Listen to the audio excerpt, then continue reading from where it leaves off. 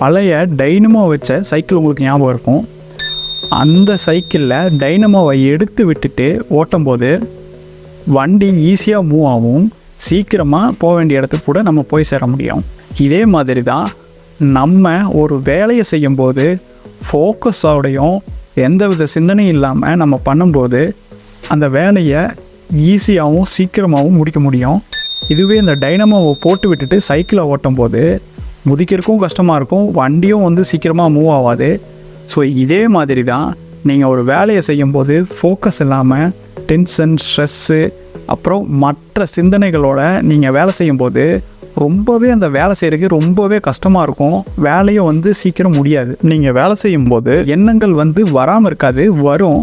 அதை சிந்தனைக்கு எடுக்காமல் நீங்கள் விட்டுட்டு ஃபோக்கஸாக வேலை பார்க்கும்போது வேலை கண்டிப்பாக சீக்கிரமாக முடியும். டைனமோவை எடுத்து விட்டுட்டு சைக்கிள் ஓட்டுற மாதிரி.